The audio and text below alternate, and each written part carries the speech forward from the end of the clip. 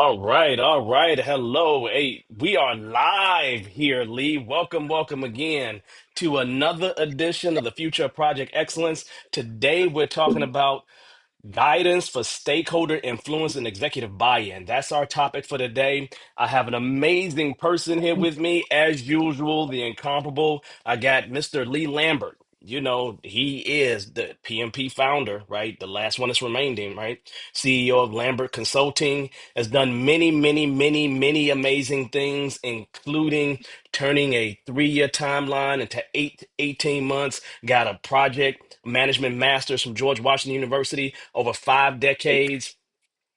I was just thinking to myself, Lee, that I'm 5 decades old, right? Over 5 decades, trained over 50,000 people, right? So Lee has a ton of experience. But anybody who has created or been one of the co-creators of the PMP is an amazing person, right? So Lee, how about we start off by allowing you to introduce yourself and I'll introduce myself a little bit more. Tell the people what you got going on at this particular point in time.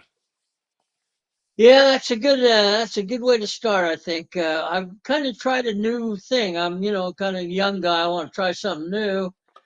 So I'm working with a guy named Phillips, and we've come up with this idea of what he calls pure projects under realistic expectations, Hmm. and he's designed it so that he has 29 courses with about 22 different instructors, all about applied project management, not theory, but Hmm. applied. And it's going extremely well. I'm having a lot of fun. I haven't held a job for a long time. So when this came up, I thought this is a great opportunity to see if I still got it. I'm having fun. Well, we know you still got it, Lee. And I ask you one more thing. We got a person in the background that is always helping us, and you have a shirt on that says Brandon Land. Can you tell us a little bit about the person in the background and what Brandon Land is all about? You want me to do that? I can do Yeah. that. I'll tell you what, I ran into this guy, this John Signo guy, about 2 or 3 years ago. And I started out by going to one of his brand and land programs in Dallas. And I was so taken by it that I'm now in my 36th session that I've Oof. participated in. And every time I go, he unveils some new stuff that really Wow. pays advantage to people that are looking for new opportunities or kind of bored or stuck in a position. Brandon Land will help you get where you want to go. Great program, great guy. Yeah. We gotta get him on. We gotta get him on camera here pretty Wait a soon. minute. We have to pick a topic where he's willing to come on. And maybe the There topic we go. has to be brand and land. So maybe we need to change our topic next month, Lee, and just say we're talking about brand and land. And now you gotta show up, John, and show your face. It's just hard for us to get him to show his face. He just such an amazing guy doing all kinds of great things. So this is a good thing. And I will introduce this last guy here myself. If you don't know me, my name is Devon Morris. I've been around the block a few times. I focus in on Agile. I've been a PMP since '05. I'm a founder of Atypical Team and Leadership Effectiveness, along with Bearded Eagle, right? So I'm the first Black certified trainer, Scrum trainer. And what I'm being troubled with right now, like literally, is this dang on PhD candidacy. I'm writing my dissertation, y'all. I'm being just banged over the head every single day. It's multiple hours. And so I'm missing out. I'm just not having as much fun as I used to, but I'm learning a lot, doing a bunch of great things. So it is really amazing. What is coming up with me? Just doing more scrum trainings, going out to a PSYOP conference. I got a daughter that well, I probably shouldn't tell. I got to go to a new member presentation at Indiana University this weekend because I got a daughter that's joined a sorority. So I'm going to be there for that. So other than that, it's my kids and life and dissertation. I know, Lee, you're going to be leaving out sometime soon, traveling once again. We were just talking about that. How long does it take to get where you going? Yeah, I'm heading for India, and the longest flight in the leg. There's three flights. The longest one's 13 hours, and one's 4 hours. So it's about 17, 18 hours to get there. And then when you get there, you got to work. You can't really take the time to relax. But What? I haven't been to India for. well, forever, technically speaking. Oh, But I'm really looking forward to it. And they have a they have sort of a fixation on the PMP, and mm-hmm. knowing that I was involved in the beginning of the PMP, it's like God walking the water. It's unbelievable, and it's so much fun because you make so many friends, and by the time you're done, you're going like, God, I can't remember all these people. Well, sometimes when you're walking amongst greatness, just sometimes you got to bow your head and be like, this is great. I need to meet the person that's helped done this. One of the things I've done over the years is whenever I get a certification, Lee, I try to find the people that created it. So if I would have known, I would have studied under your belt when I got my PMP. So I can always say, I touched the founder, right? I touched the creator here, right? Know what's going on over there. It's a special program of just PMPs. We got almost 300 coming to see me, Yeah, and wow. they're streaming about 1,000 online. Oh, So wow. it's fun. Yeah, it's going to be a lot of fun. One day, what I'm gonna do, Lee, is I'm gonna follow you, and I'm just gonna carry your bags. That's what I'm gonna do. Just Yeah. carry your bags, so I can just suck some of it up and be associated with greatness. Does that make sense? Hey, I've had some offers in the past, so I wouldn't be surprised. Well, I appreciate it. So you ready to get started on this thing, right? Yeah, let's do it. All right, so today, y'all, we're talking about guidance for stakeholder influence and executive buy-in. And what we do during this program is we have six solid questions that we give you. We give you an opportunity to ask questions within the comments. So please, as you think of questions, drop them in the comments and we will take care of them when we come to our question and answer period. But we got questions that's been sent to us outside of here, and we got questions that we classically will go through. So let's just kind of get started and move forward with that. So first question. What's the best way to handle a difficult stakeholder? I'll let you kick us off, Lee. What do you think? What's the best way to handle a Well, difficult stakeholder? I always thought a weapon was the best, but turns out that people don't like that. So what I found with stakeholders, in fact, this ripples through almost everything we do, is if I'm unable to show them what's in it for them. In other Hmm. words, it's all my motivation, not their motivation. Yeah. That's you got to deal with it, and that's the only way you can deal with a difficult stakeholders. I've had some really tough ones in my day, and until I can find where we meet in the middle in terms of motivation, you Hmm. never get that. You can get a guy to work; he'll do work, but he Yeah. won't be enthusiastic. He won't be dedicated, and so you Hmm. got to find that what the Whiffam question. What's in it for me? What's I the mean, fun? Yeah. if they don't know what's in it for them, what? Why are they going to get motivated? It isn't a paycheck. Yeah. That doesn't work for a little while, but that Yeah. won't keep working. Yeah, Dan Pink wrote a book called Drive that had some studies in there. It took from the research literature, and it said once you take money off the table, people are motivated by purpose, autonomy, and mastery, right? So it's like once you take the intrinsic motivator off the table, then it's the intrinsic motivator that actually helps us do what we need to do and keeps us going here. So it just makes it really, really interesting and makes it to where we're just kind of going and we're there. But let me get to the question, right? The question is those difficult stakeholders.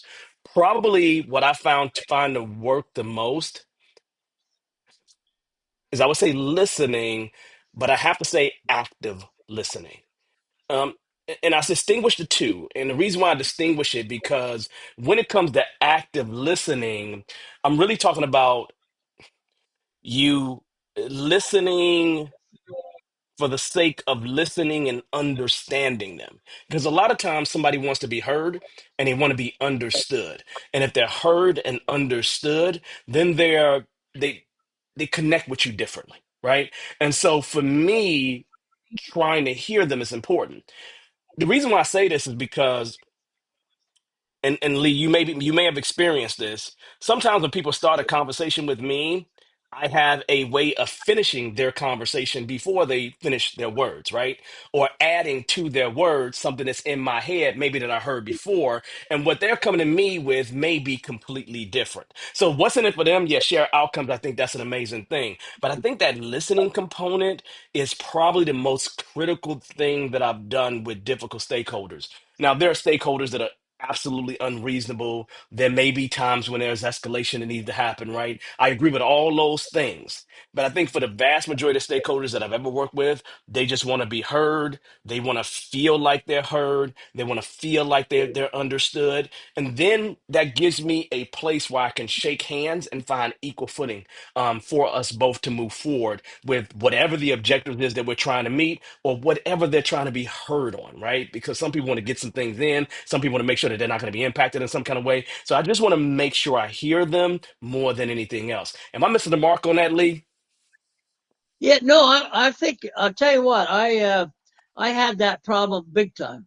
When I got Hmm. into management, I just found myself I was so smart in my mind that I could finish people's sentences for them. And my Yeah, wife, my wife used to say, "Well, will you let me finish?" I said, "Well, I'm yeah, saving us some time here. I already know what you're going to say." So yeah.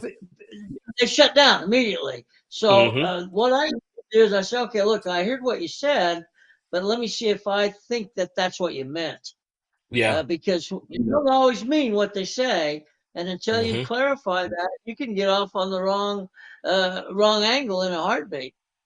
Yeah, absolutely. And when you take things and paraphrase them back in your own words, when you reflect back to them some of the feelings that they're experiencing, all those things are helpful. And the thing that Lee said that's really important there is he didn't give the answer. He didn't tell them what he thought, right? Uh, He really heard them in a moment and decided not to give them the answer to, well, at least what he thought was the answer, because sometimes we're right with those answers, sometimes we're wrong. But a lot of people just want to be heard in that sense, where it's just like, I've given you something, just hear what I'm saying, right? And so now again, we've had difficult stakeholders, right? But what about those really super unreasonable people that are really unrealistic? How do you deal with that one, Lee? well, personally, I move them out. I don't if I can't sway them over to be a team player, to be a dedicated person, meeting all going in the same direction.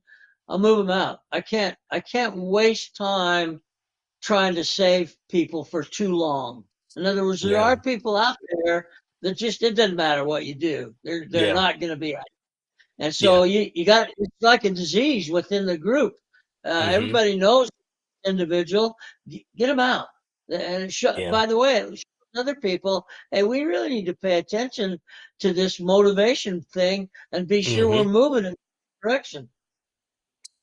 I couldn't agree with that anymore because what else can you do if somebody's going to stand there stoically and not move? The key here for me, Lee, is if somebody is resisting everything that we're trying to achieve in terms of a project or a set of outcomes or an effort, then they're not aligning themselves with where the organization is going, right?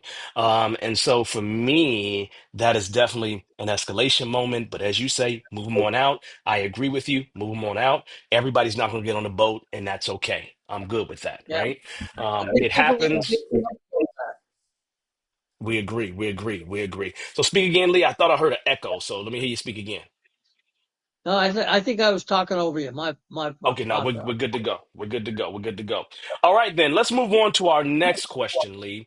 And our next question is going to be, what are effective ways to present project return on investment? If you don't know what ROI is, it stands for return on investment. What do you think about that one, Lee? I think that's a very difficult one to do. It's very subjective in many cases. Hmm. In the days of AI now, we're going to be able to do a better job of that, I think, as we're going to Hmm. have better data to work with in a more timely way. Yeah. But some of the projects that I worked on, I questioned myself at the end of the project, why did we do this? What was the Yeah. benefit? What was the return? And people always think of return on investment as financial. That's not necessarily true. Hmm. It could be market positioning. It could be a lot of different things. So you've got to establish some mechanism for measuring. And the easy Yeah. one, of course, is financial. Dollars in, dollars out. We can make a quick comparison. But I Yeah. think that the non-financial are the ones that we really need to look at. Positioning in the marketplace, numbers of products. I mean, those kinds of Hmm. things use as measurement points. And this project that I worked on that was 3 years, we did in 18 months. That's why we did it in 18 months, because we could see that if we took 3 years, we're going to lose so much market share, we may never get it back. And that was an ROI decision. Nobody Hmm. really looked at the money. We looked at the market positioning and said there will be no market left if we don't get Hmm. there by a certain time. So I think you gotta look at what is I want to quantify, and then Yeah. do it in a way that you can make objective measurements. Well, I would add to that, Lee, and say I agree completely. Um, and where I would add to that is I think that we do those things in the very beginning.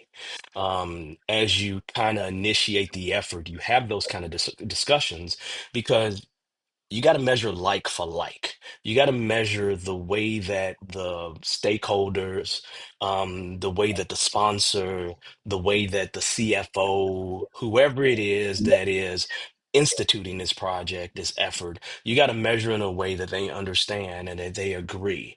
And it's easier for you to agree on those things in the very beginning.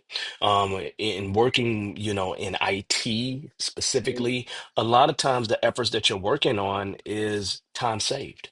It's not necessarily has anything to do with money per se, but it's time saved for the people that is supporting various customers that exist. But if you understand what those things are in the very beginning, it makes your life very easy. I remember working on the effort where we was saving the member service representative or the customer service representative time and transferring phone calls. Right. And they transfer a phone call. It was taking them a lot of steps. It was taking a lot of time. But the more time it took them to transfer a phone call, the less time they had to service a customer. So we wanted to decrease the time that it took transferring a phone call so they had more time to service a customer. And when you think that you have, you know, 50,000 hours of member service representative time and you multiply that times how much time you save, you can have tremendous savings, which turn into dollars within an organization.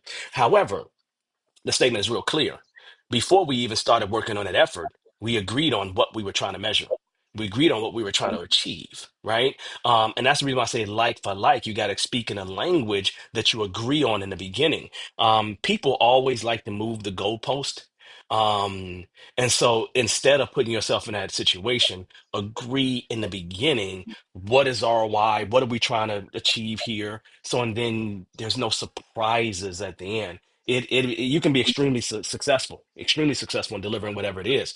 But if you're not achieving the ROI that everybody expects you to achieve, it may not be looked at as successful. I mean, I can be on time on budget, but what if I'm on time on budget and no customers ever use the product? Is that a Right. successful? I don't know. I mean, was your measure just on time on budget, or was your measure something other than that? Right? If it's just on time on budget, you knocked it out the park. But if your measure was, I need one customer to use it, then you missed the mark completely, right? And so for me, those are things that you decide and you agree on in the very beginning. I could be missing something here, Lee. What do you think? No, I think that's true. The only risk that you take with the early identification is, do we have enough information? So we may set down arbitrary. In my case, we decided that we wanted to try to get that done in 18 months, but we knew it wouldn't be final product. It was Mm-hmm. going to go into phase 2 almost immediately. We Mm-hmm. put a marker on the marketplace that we're back. We're going to get better, but we're back. And Mm-hmm. I think that my CEO used to be a DuPont guy. He was very experienced in this, and he was very Yeah. good looking out there and saying, "This is what we need to do." A lot of Mm-hmm. people didn't trust him. I mean, some of the things he had they were way out there. You're going like, "Yeah, do we really want to take that risk?" And the other thing is, Mm-hmm. you hit is that people sometimes don't understand that ROI can be in the savings, save money, not Mm-hmm. make more money, save money. Mm-hmm. It's the same. I used to tell people that a dollar is a dollar, whether it's saved or Mm-hmm. whether it's purchased. So I think we need to always need to set targets out. And Absolutely. where this comes in handy with stakeholders is I always ask them, where do you fit in this project? Where do you think you fit? Where do Hmm. you fit in the project that's going to deliver this ROI? And all of a sudden, they're starting to take ownership. So it's Hmm. starting to be a contributor to it. So yeah, I think that you've got to set the standard for measure. If you don't have any Yeah. measure, you just wonder. That's it. Yeah, you and anything that anybody say becomes it after you've gone way down the road, right? And if you're not tracking toward that at all, you could be missing the mark on everything. Oh yeah. Some of the ways that I kind of look at it, Lee, is I think of ROIs coming from three value sources, maybe market value, risk reduction, capability building. If you think about capability building, for example, making the product better or increasing product utility, making the customer smile a little bit more, decreasing the time that they spend doing a particular activity, that's return on investment. It may not show up in the dollars, it may not show up in time saved, but there's so many ways, right? Customer acquisition, customer retention. These are forms of ROI that you definitely can look toward. So you just got to make sure that you're thinking about that ROI. And I like something that you said earlier, Lee, which is really, really important in that 18-month project, right, that you completed, you knew you wasn't done with everything. So Yep. that's the most agile way of thinking, right? Because we are always thinking to ourselves, hey, I need to get something out that moves the needle, but it doesn't need to be everything. We're going to Yeah. evolve this effort over time. Value out there. Absolutely. I'll tell you an interesting thing with that project is that we about midway through, the marketing people came to us and said, if we did this and this and this and improved the product output, it's blood glucose, monitoring blood. If we Hmm. can improve the speed with which we do that, market share will go up X amount. And I said, how much are you going to, 6 months, going to extend the Mm. schedule 6 months. So we did a calculation. It would have extended the market share at that time, but the Hmm. cost of it doing that was prohibitive. So we went to market with the lesser quality, and then they went Mm. into the phase two. Well, And yeah, now no, that's that's yeah. been more 4 times now. The same Mm. product is on the market 4 times. They've gotten better. It's really Yeah. good. I'm diabetic, so I really use it, and Okay, it's good. really good.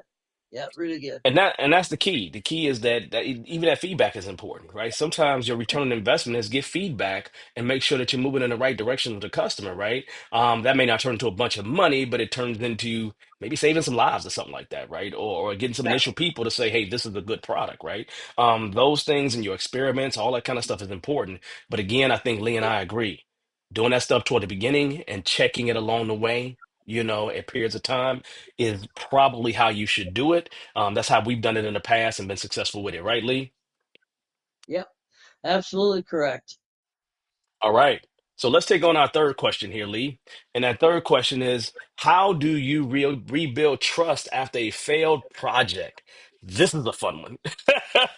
Yeah, How do you rebuild that this trust? this is a fun one. Well, first of all, you make sure you don't lay blame on anybody, Yeah. so that they understand that. I think it's important to make trust is tremendous results using simple techniques, and I think Mm, that's if people have faith in you that you have good intentions. I think they'll be relaxed about that. But you've got to show that you do trust them. I found for me, I used to always take all the heat. hmm. And people started to understand that. They felt like, okay, I can take some chances now. If it doesn't work out, Lee's going to stand, he's going to have my back. And I think that's what it amounts to. In teams of project people, if you don't have their back, it Hmm. won't last long. Well, I'll tell you this much. I have to do this little ringer right here because you did something really amazing there, Lee, right? And I'm doing this ringer so you can repeat it. You actually gave us your acronym for trust. Can you repeat that again so everybody can hear it? Yeah, sure. It's one I've used for I don't know how many years. Tremendous results using simple techniques. It ain't brain surgery. Trust ain't brain surgery. Love it. So I've used that acronym for I don't know how many years. I love it. I love it. Got to clap it up a little bit for that because that is amazing, and that came off the top of top of the dome. We didn't even prepare for that. I love it, love it, love it. I'd say for me, Lee, when it comes to a failed project. Yes, I definitely take the blame, but probably the biggest thing that I'm doing is a post-mortem. So and then we can have some lessons learned. Why did we run into the problems that we ran into, and what can we do to make it better in the future? And how can we see the problem that we ran into sooner? I mean, it could have failed and it could have been completely out of our control, right? That's one thing. But was there anything that we could have done to make it better, to make this thing where it was going to be viable or whatever it is beyond the reason that we failed? So for me, it's about bringing those lessons learned and incorporating them so and then we can move forward in a better direction. So that's how I think about So, that one. uh, it's Rebuilding trust almost is like a tough. retrospective, right? Yes. Retrospective. That's what we're talking Yeah, about. a Yeah. retrospective. Yep, a retrospective. I like to have little retrospectives along the way. Um, but Yeah. if you failed, you need to have something where you really get down and dirty and talk about things. Right. So that's really, Yeah. really important. As long as you don't, to me, you can't make it personal. If Yes. it gets personal, you lose them. Yep. You lose. So Yep. it's got to be impersonal. Dig down, find the problems, but don't look for somebody to blame. Just Hmm. fix the problem. That's really important. And I got to do that again. You got to make sure that you don't just blame everybody. We all got some blame in this. There's something that we could have done. To me, always the team wins and fails together. But we do it as one. And if we continue to do that, we will build stronger, more resilient teams. And resilient teams have know how to bounce back real easy. They can learn the lessons that they need to learn and just make things better for the future. So that's definitely, definitely a good, good way to think about it. So I like that question. I like that question because That's a good one. I failed. I failed on some efforts, right? I'm assuming you've been around the game long enough, Lee, where you failed on some things. Um, and sometimes those failures is where you learn the biggest lessons, right? Yep. Yeah. Fortunately, mine haven't ever been big, but they've been let me say embarrassing things that I Yeah, really yeah, shouldn't have yeah, missed. yeah. And those are just as bad as a big financial loss to me. Yeah, and I can agree with you. Mine haven't been big, but probably mine have not been big because of the agile thing more than anything else, right? Right. We're doing smaller chunks of things, and so they never get to the place where they're so big. Now, have I had really big things that have failed? Yes, but that usually in big companies, those slow deaths happen so slowly that it's like we spent $10 million on requirements, but we're not going to use these requirements. I look at those kind of Right. things as failures, but companies' pockets are so big that they just look at it as a small blip, right? But for teams that've been involved in that, it feels like a big failure. But that's neither here nor there. Let's keep ourselves going here because we got some more questions to cover. And our question number 4, if it's going to go to it, is what role does emotional intelligence play in stakeholder management? That's an interesting question. That's an interesting question. What do you think, Lee? Yeah. Emotional intelligence is a hot topic right now. I don't think I used to call it emotional intelligence when I was Hmm. younger, but the fact Hmm. of the matter is, are you using your head? Are you paying attention to what's going on around you? Are you empathetic to the issues that are impacting your stakeholders? I mean, to me, that's the emotional quotient, if you will. And I don't think I've read the books on it. It's common sense. When you Hmm. think about you work with other people, think what is there some Bible saying about treating somebody like you'd like to be treated yourself? Hmm. Um, Hmm. I think that makes a lot of sense. That's emotional intelligence, Hmm. being smart enough to know this will work and this won't work.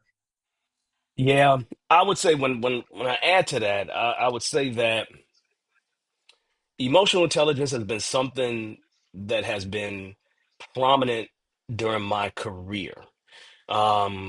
And I have a psychology degree, so it naturally fits into all the work I do, right? So even though I was a software developer, having a psychology degree gave me an upper hand.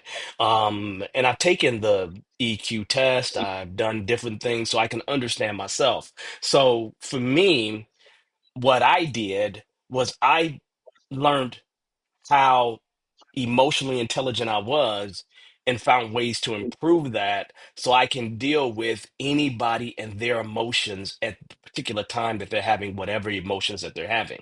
And normally for me, that helps me to get people to move in a direction as a and a team to move in a direction that we need to be successful. The statement is projects are delivered by people at this point. We may get to the point where AI agents are involved a lot more, but right now you got people involved in delivering these temporary entities, right? These temporary, kind of efforts that we jump on. And so if you can get people and connect with them emotionally, you can deliver far more than you ever thought that you could ever deliver because they are connected in that whole thing. And people, I don't care who you are.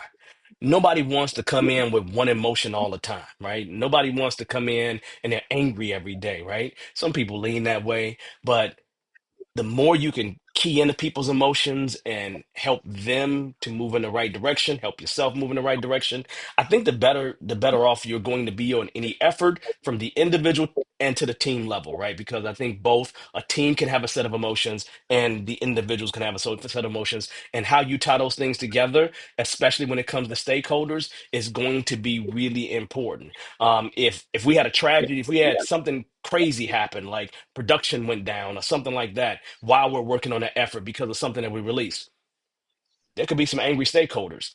How do you deal with that emotion? How do you deal Well, with it's that emotion, right? what's going on like that right now with the reduction of size in the government, the Oh yeah, bloated that's government. ooh yeah. Ooh, They're laying people off by the thousands, and people who are good workers have been doing good work. yeah, They're being let go. Well, that you're going to be dealing with some angry people, and if you don't deal with that well, it could get disastrous. I'll tell you yeah. what.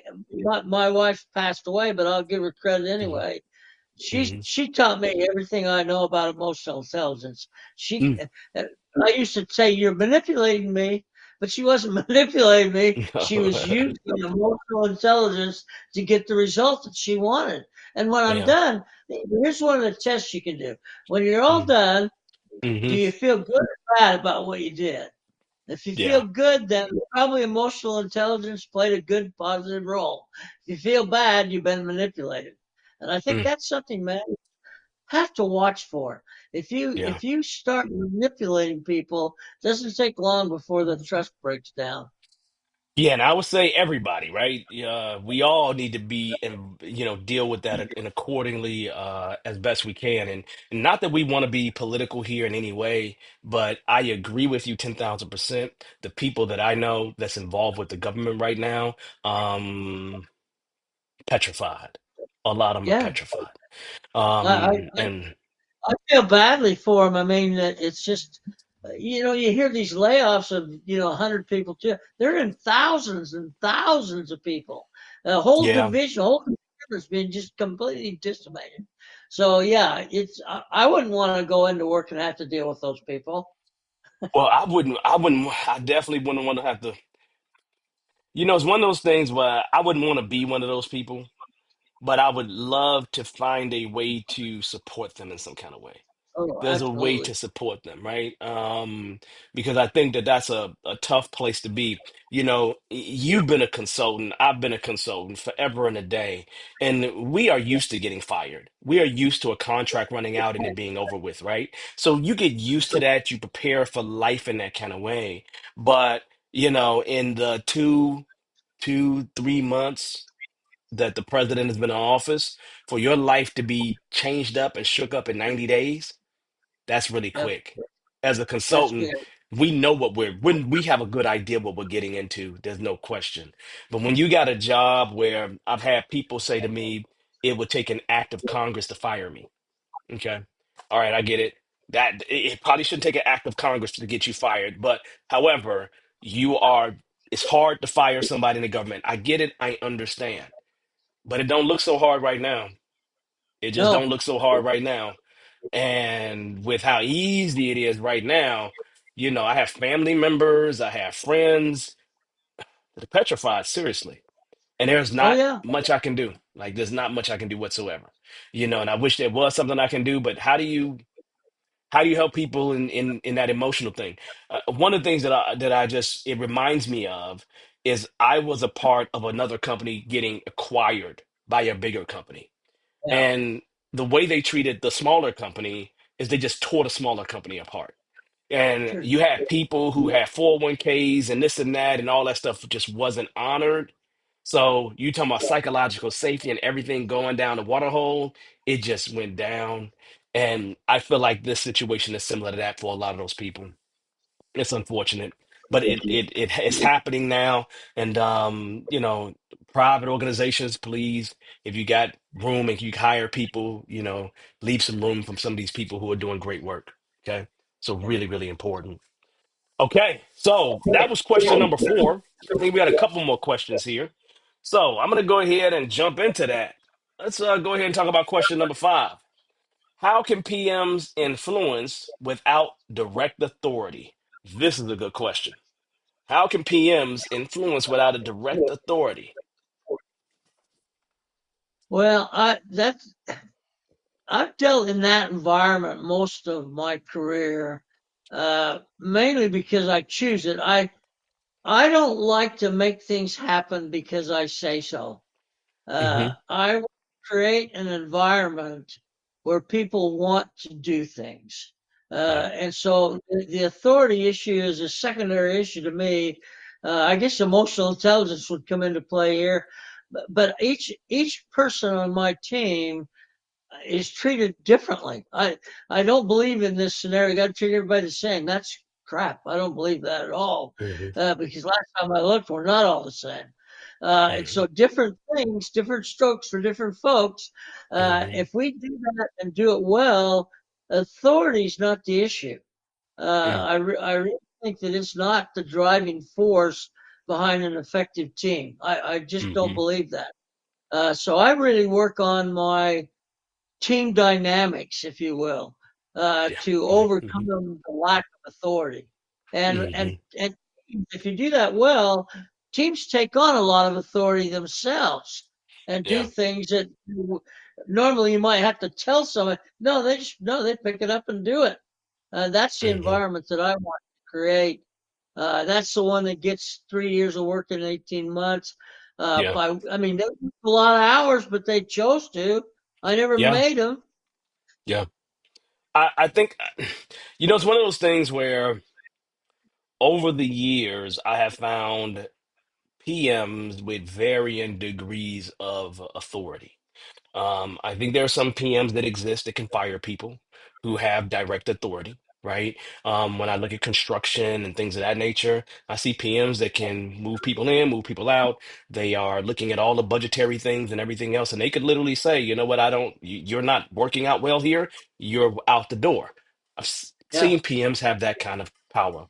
I've also seen the PM that has no authority over hiring, firing, who's on the team, or anything like that. And my career has been closer to the PMs that have no authority. Their authority is truly indirect. And what I found to be valuable for me in terms of not having any authority has been my ability to influence through coaching the team. I don't think of myself as the person leading the dance. I think of myself as being a person in a tango with somebody where they are leading, but I am keeping us within the boundaries or the guidelines of what it takes to do an appropriate tango, right? And I find that through that indirect ability to influence, through helping us stay within a line, through helping us meet our tasks, activities, deadlines that we need to meet so we can be successful together. To me, it's just orchestrating a nice dance. It's orchestrating a dance of which I'm not the best dancer.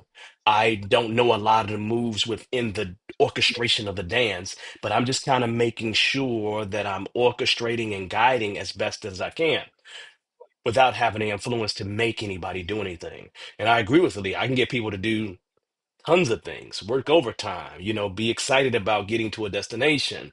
But I found that for the world that I've worked in, which has been primarily information technology, a lot of times we do not have direct authority to make anybody do anything. And when I say to you, sometimes that's an amazing thing. But when you run into the person that's just nasty because they want to be nasty, then you were in escalation mode, and that's a whole different thing, right? But when I work with my friends, I got fraternity brothers who are building buildings for the government, right? And I know that they can hire people and they can fire people. It's a very different thing. I look at their project plans, and it's just like specific names, it's resource loaded, it's a whole different thing. And they have way more power than what I classically had in IT. So I think you can influence without having direct authority as a project manager, but you do have authority over that project. It's just that there's many project managers, even though you have authority over the project, you still have your resources coming from elsewhere, and they really have the power to make or break you in terms of the project that you're on or that you're delivering. So it's been a mixed bag for me, Lee, in terms of it. But most of my career has been without that direct authority. It's been very indirect for me and most of the people that I've worked with.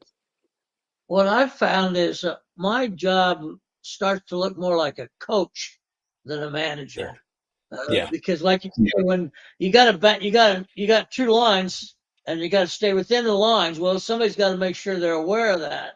Hmm. And I think coaching is a hot topic right now. It's very, very It is. Yeah. popular. I started to realize you don't have to have a whip and a chair to get your people to do things. Hmm.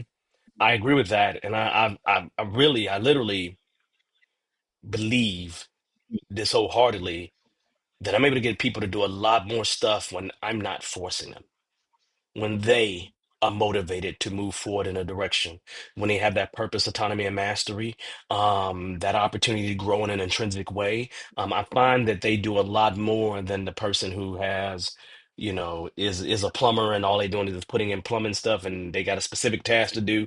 They do that task and they stop. They don't do much more, right? Other people, when you have that other kind of influence, they tend to do more, right? More than what you asked for. And then on top of that, they may help other team members out to get to the destination as well. And when you can have people helping people to get to the destination, you get a different kind of synergy, right? That synergy that's greater than the sum of its parts is what I look to grow and what I look to have.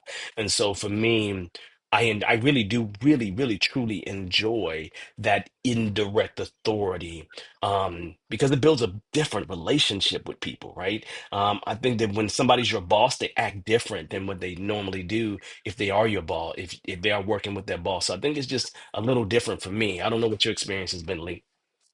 Well, you hit it on the head when you said relationship. I think that especially in a project team environment, if you're not building a relationship amongst your team, you're not going to get maximum efficiency. Yeah, you won't. Most of the teams that Yeah. I've ever managed, I'm still friends with all those people.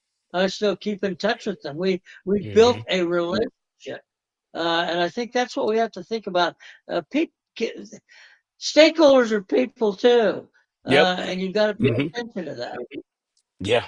And it's hard to not build relationships with people who you've been in the battle with, right? You've been in the Yeah. battle of trying to deliver this thing. And how do you not learn about them in some kind of way, right? How do they not learn about you in some kind of way as you're sitting there working and you experience this thing called life while you're on this journey? We all do. So I don't know how you cross paths with people on a project that you've been deeply involved with. I'm not talking about you just done come in, done one thing, and you go someplace else, right? I'm talking about if you've been deeply involved with. How do you not know those people to some degree?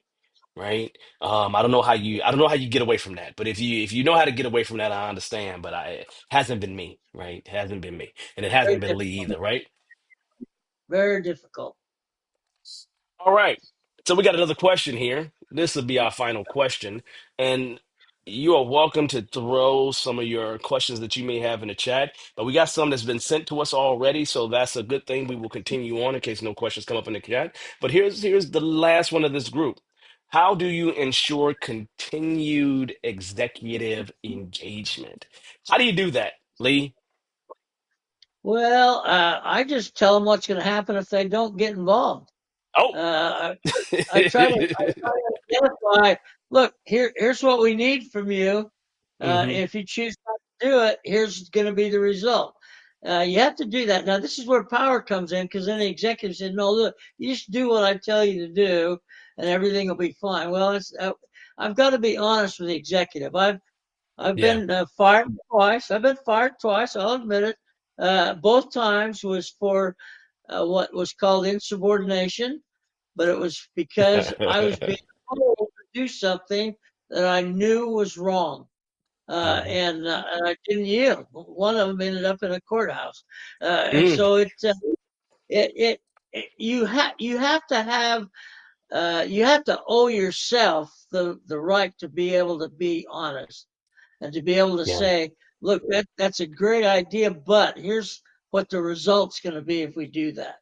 And if Yeah. they choose not to listen, then ultimately they'll pay a price. That may take you down earlier, but they'll pay a Yeah. price because it'll catch up to them. So I make a Yeah. point to try to point out almost a what if analysis Hmm. of a situation. If we do this, this will happen. If we do this, this will happen.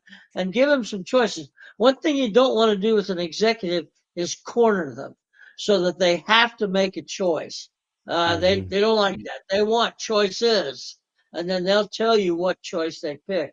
I think that's a mistake I've made a couple of times. Is saying, "Look, I know the way to go. This is the way to go." Well, it almost makes them want to disagree with you just because of your attitude. Yeah. I So agree with that. give them choices. Give them choices. I couldn't agree with you more on that. I'm the master at giving people options. Because I think in most of these cases, I'm not the one that needs to make the final call and decision. I think that executives are stewarding a company in a direction, and it is their responsibility to steward in the right direction. And if I make a call for them, I just don't feel like that's the right thing to do. Um, because I'm putting their job in jeopardy. I'm putting them on the line. If I'm wrong, I thereby I impact them in some kind of way. And so I agree with you 10,000%. I give them options. But here's the amazing thing for me, in terms of Agile, is that I get the opportunity in my world to really be radically transparent. Um, be radically transparent because we're actually showing things every few weeks. We're actually putting working product in people's hands every few weeks. And I haven't seen executives not be engaged when working product is being delivered every few weeks. The reason why I say that is because they can give all kinds of input on the result when working product is actually there. They can imagine their customers utilizing this. And again, I'm not saying every few weeks for every single executive because sometimes what we have to do is build enough stuff up so and then we can show them. And maybe that's every 6 weeks or every 8 weeks or whatever it is. And they come in and they see what's going on. But for me, that working product is an amazing way to keep them engaged. Radical levels of transparency is another amazing way to keep them engaged. Providing them with options, as many options as possible, is an amazing way to keep them engaged. At the end of the day, when this project is over, I'm probably going to be gone, right? So let me put you in a position to win, executive. Let me put you in a position to have all the things you dream of and desire out of this that we can do within the constraints that exist, and allow you to make those decisions. For me, that has led me to having executives that I've become good friends with because they know that I'm going to put them in a position to win. They Yep, know yep, that before we go down a particular path, that I'm going to be like, hey, here's one way we can go. Just know these are the things that possibly happen. Here's another way we can go. Just know these are the things that's possible. And if there's a third way, I'll give you that too. Because I'm radically transparent. Because at the end of the day, being a consultant specifically, I don't have to live with this outcome, right? They have to live with this outcome. And a lot of executives don't last more than 3 years in a lot of companies in today's world. So with this rapid change, we're in a volatile, uncertain, kind of complex ambiguous world, of VUCA world, that's what we're in. You want to just make sure you give people the best options that they can have. And I think executives should be provided with that and afforded that. I could be Well, wrong with that. let me a couple of things on. I think the beauty of your first of all, let me say I'm a waterfall guy. You're an agile guy. Agile has some really positive things, and that's the frequency of analysis, if you will. Okay. Yes. So in your case, you know you've struck gold when the CEO starts asking you for your opinions. Yep. Now you know they trust you, they Hmm. believe that you know what you're talking about, and you have to develop that relationship. That doesn't just happen Yep. automatically. So Yeah. I think what you do is exactly what I would expect to do. But in a waterfall project, see, we don't find all that out till it's too late. We're Yeah. so far in now, we've made commitments on areas that we should have looked at before. So I think Hmm. Agile has some big benefits from that standpoint. Yeah. And it's one of those things where for me, you know, Lee, it's really the transparency part, right? More than anything else. It's kind of like it's different in other worlds, but in software development or these places where you're using your brain to come up with things, people don't really know what they want until you start putting things in their hand, right? And Mhm. as you put something in their hand and start saying, yeah, that's what I thought it was going to be, or this doesn't work exactly what I thought, or this just ain't going to fit right. And so for me, finding ways to put things in their hand, to me, raises the level of engagement. To me, it helps to ensure that they are getting what they need. For me, it helps us to fail faster. So and then the stakeholders, the executives can say, yeah, we tried that. Let's move on from that. We know that ain't gonna work. So let's try this other thing, right? And so for me, I love that. I love that because it's like I'm in a world where we get to run many experiments and get to get data as a result. And that data can give us a path on where we need to go. And that to me is an amazing thing to be able to map out, an amazing thing to be able to do. And that's the beauty of it. It really is the beauty of it. And I've delivered waterfall projects for sure, but in this agile space where we get to get that feedback sooner and that feedback from real people, executives, stakeholders, all those people included, and they get to touch and feel something. Ah, there's something amazing about that, man. You can't beat it. You understand? And the thing about it, the thing that's crazy about it, Lee, as a software developer, one of the first lessons you learn is how to make "Hello World" appear somewhere. Just simple execution of "Hello World." It appears someplace. That's usually the first thing that many software developers learn. Do you know how gratifying it is to write code and it show up "Hello World" someplace? That's how I imagine it with executives. We're doing something they're dreaming of, and it shows up someplace, right? That level of transparency, it just gets people more engaged and more involved, and I absolutely, absolutely love it, right? And so I think that's really important, right? Let me, So that being said, go ahead. let me put your idea of transparency in a little different form. To Okay, me, the transparency you're talking about is really no hidden agendas. One of the absolutely, big problems we run into in dealing with people to people is that we've both got our own little hidden agendas. Lay them yeah, out on the table. yeah, Let's talk about it. And when you talk about transparency, that's to me, that's what you're saying. You're saying, look, I'm yeah, going to tell you what my agenda is. If you don't agree with it, we can talk about it.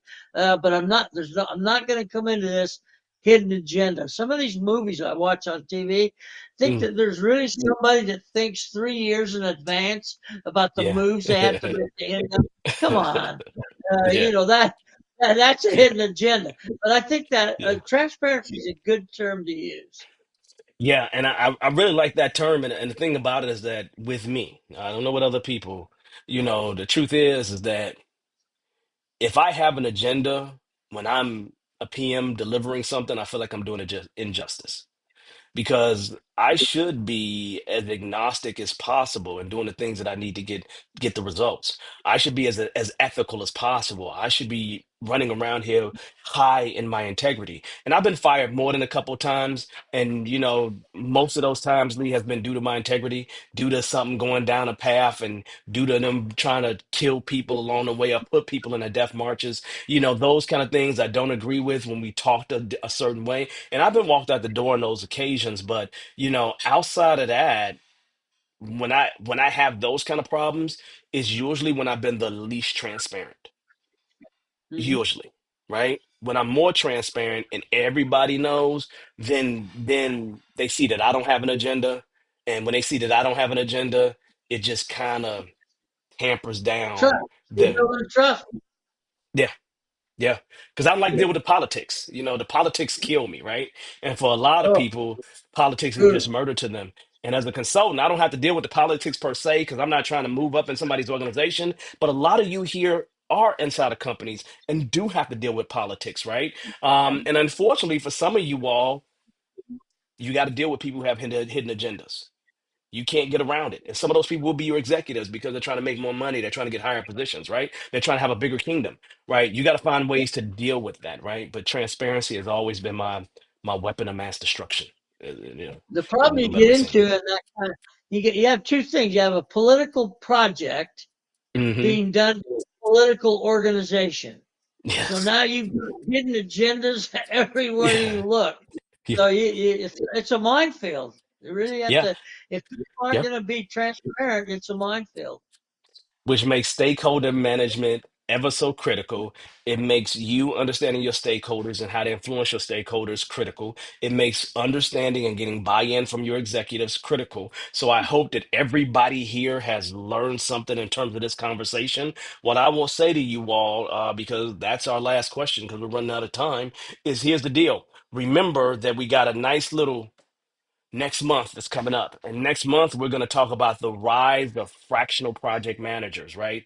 Is this the future of PM careers?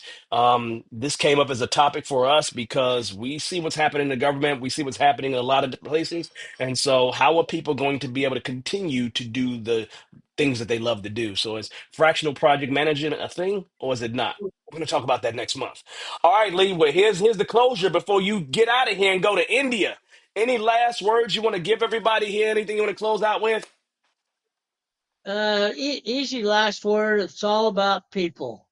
And if you don't deal with people, if you don't use emotional intelligence, empathy, all the issues that we talked about, you're not going to be successful. I agree with that. And if there's a last word of wisdom that I would give here, that we don't do a good job in the agile world, project managers, scrum masters, all of us, is we don't understand our stakeholders well enough, right?